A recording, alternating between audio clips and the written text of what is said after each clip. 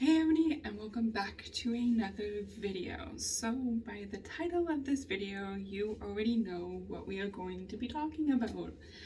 We have finally, hopefully come to the end of this very long trial of the Cindy Gladue case. Sentencing was handed down, and Bradley Barton got 12.5 years for a manslaughter charge, but I do believe he's only going to serve about 11.5 years, so 11 and a half, due to already time served. So there's that. So technically he's going to get out in 2032. I'm not entirely sure. I haven't read anything in any of the news articles or seen any news clips where he could possibly get early parole. I haven't seen anything yet that's come up. If I missed it, please feel free to just leave it in the comments below. But yeah, it has been a journey, and the family of Cindy seem very pleased with the sentencing. Because just to recap, the defense was looking for a single-digit sentencing, whereas the prosecuting team was going for the higher number. And the judge sentenced for 12 and a half years. So, I don't even know. There's so many emotions tied to this case, personally, and just I'm just really glad the judge went for the higher sentence. And basically it's been 10 years and 1 month since Cindy was killed, and it has taken that long of a time to get justice and get a sentencing. And it just blows my mind that the court system, first of all, if you guys have not seen any of my videos, they are linked below. It was a very, very mishandled case the first time around where it went to court. A lot of the evidence was not produced or presented due to, I guess, technicalities and whatnot. And then Bradley was found not guilty due to, I guess, the evidence that was presented. How they presented Cindy, the first trial, was absolutely disrespectful. And, you know, good on her family for not giving up. And it was brought to the Canadian Supreme Justice Court, I guess, Supreme Court. And they granted a new trial. However, he could not be tried for murder because he was already found not guilty on that.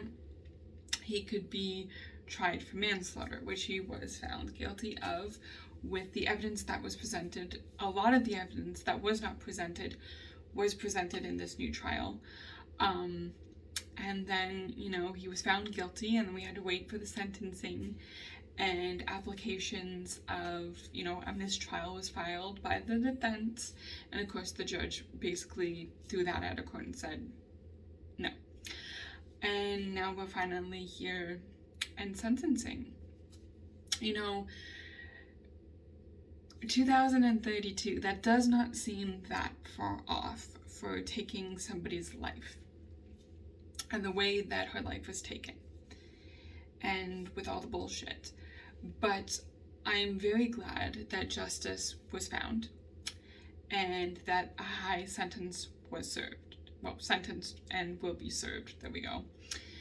It's just, I'm just really, really glad that this case, and a lot of people are going to say, well, you're biased because you have some kind of like tie to this. And I don't think I'm biased in this. A lot of the facts speak for the truth of the matter of that Cindy was killed, murdered. Yes, do I I did do for the application part, I think it was 5, something like that. I did get emotional on that because I was just reading the court documents and what was said in court, which really pissed me off. But what I found very interesting, and I don't know if a lot of people picked up on this, but when the sentence was handed down to Bradley, he did not react at all. There was no devastation, oh my god, I have to serve this long. There was literally nothing. He did not react. Nothing. And to me, that seems very interesting.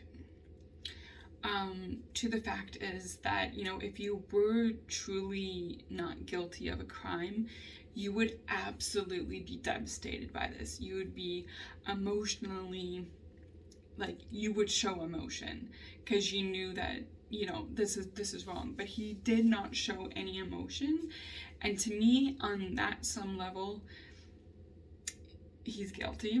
Even if the evidence didn't speak for itself, he was very cold and disconnected, and to me that definitely does speak to some guilt there. When I say some, a lot of killers can disconnect from their killings, and that's just how they are wired, right?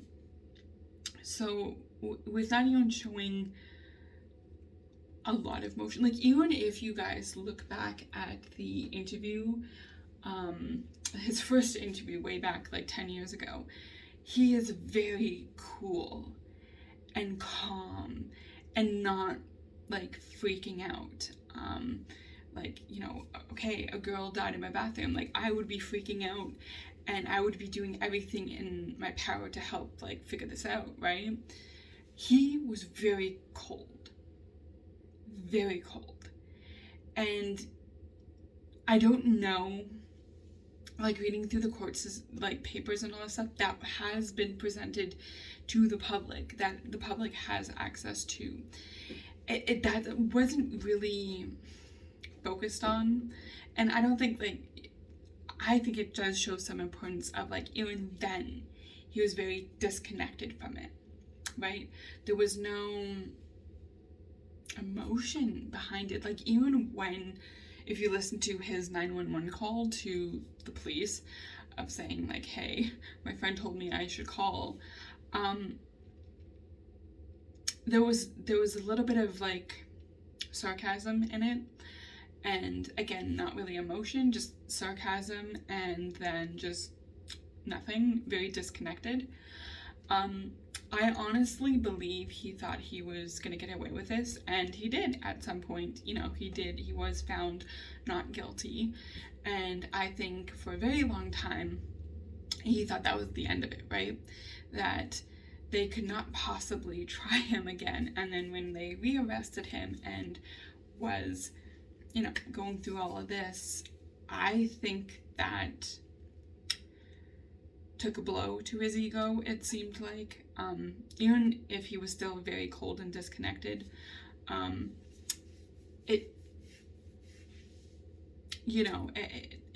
think he honestly thought he was going to get off a second time, and then that was it, because it was, I do believe something like double jeopardy, where you can't be retried again if you are found not guilty on this time. So there's that. Is there a possibility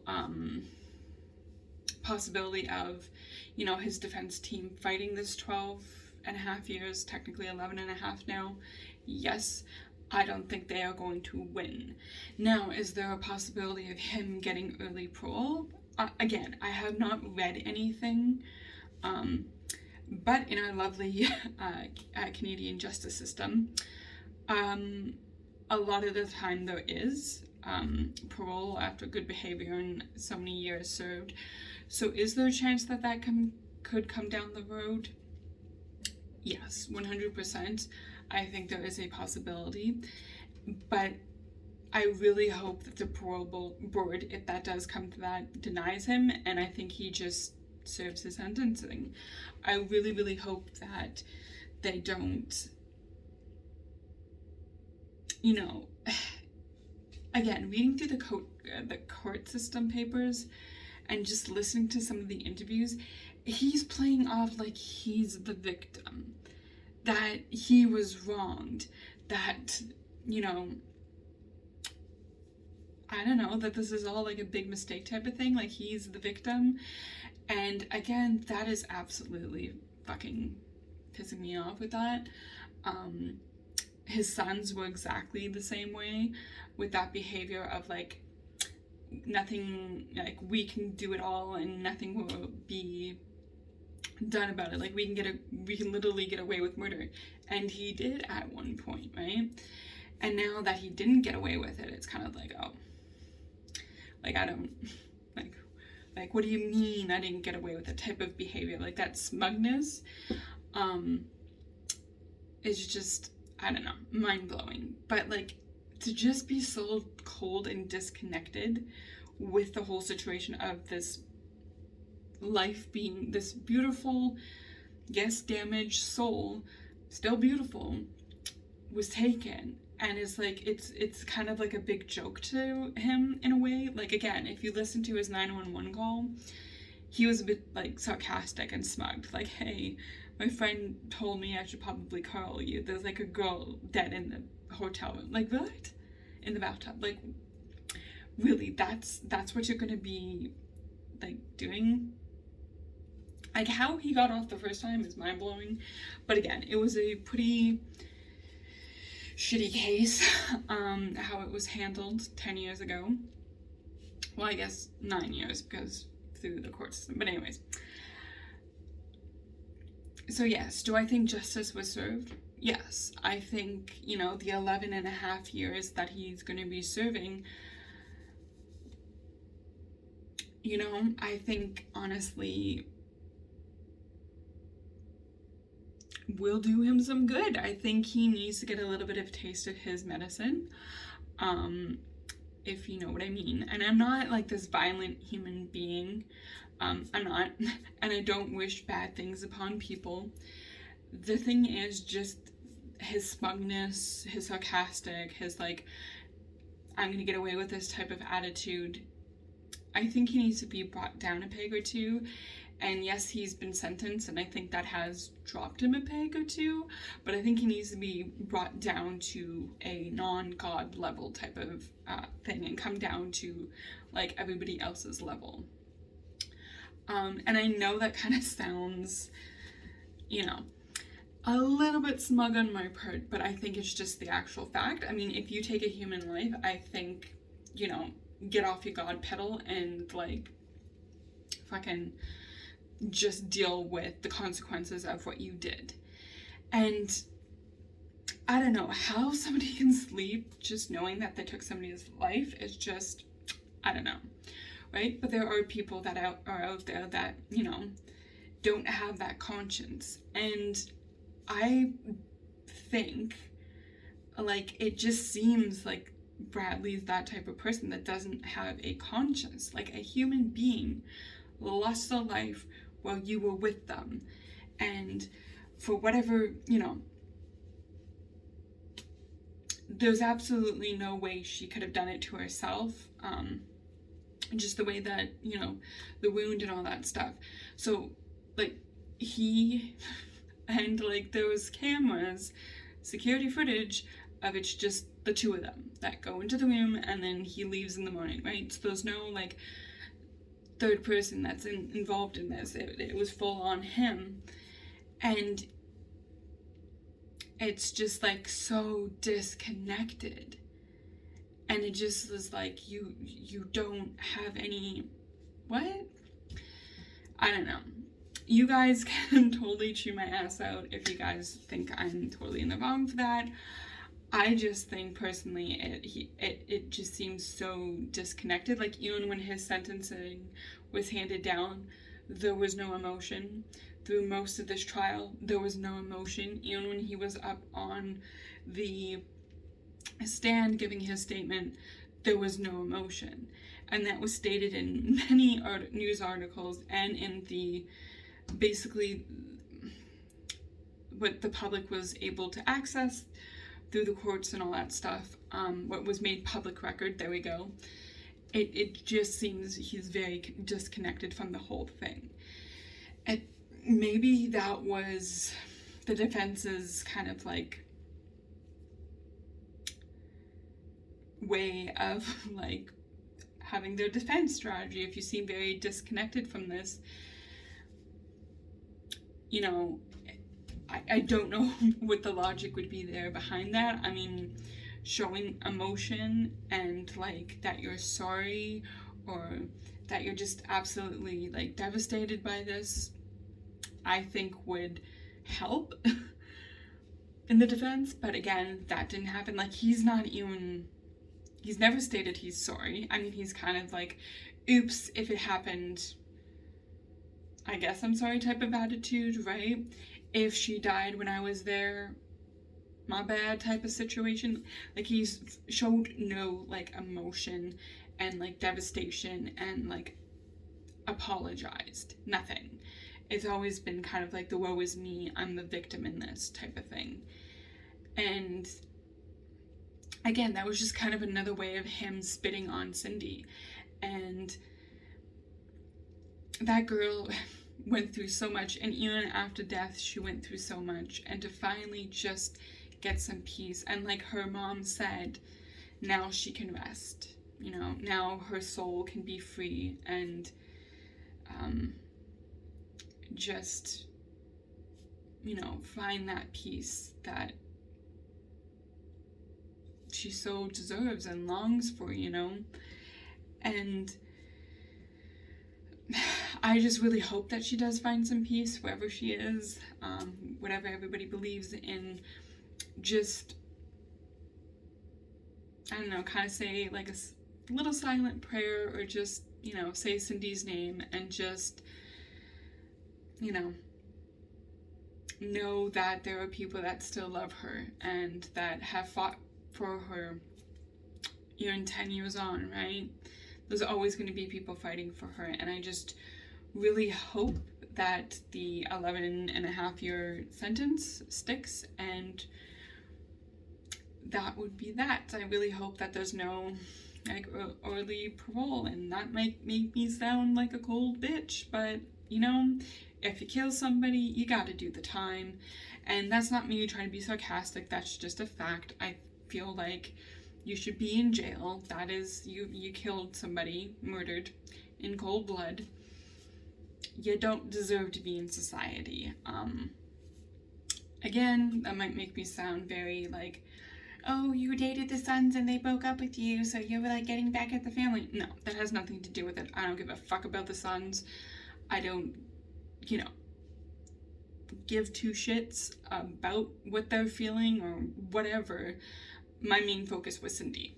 And again, if that makes me sound selfish or whatever, I don't know how that would make it sound selfish, but whatever.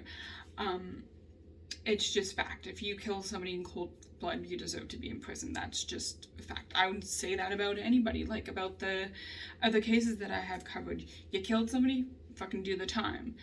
You know, but again, our Canadian court system doesn't always see it like that, and they always do like early parole type of thing and other things that I have covered in other cases. So there's that. So let's hope that this is kind of like the last video. I might be doing one in like, you know, 11.5 years when he gets out, and we'll kind of cover that, but that is a long way off. So yeah, maybe we'll still be around by then, you know? Who knows? I don't even know if YouTube's gonna be around then, but we'll see. Anyways, guys, thank you for sticking through. I think we're on part 7 or 8 now on this case. It has been a long-ass case, but we got some good news at the end of it. We got some justice at the end of it. Cindy got some justice. So again, thank you for being a part of this community, for following this case, for, you know, leaving comments and support and love for Cindy in the comments. I really, really appreciate that, guys. Remember, just because she had a different lifestyle than us doesn't mean she deserved what happened to her.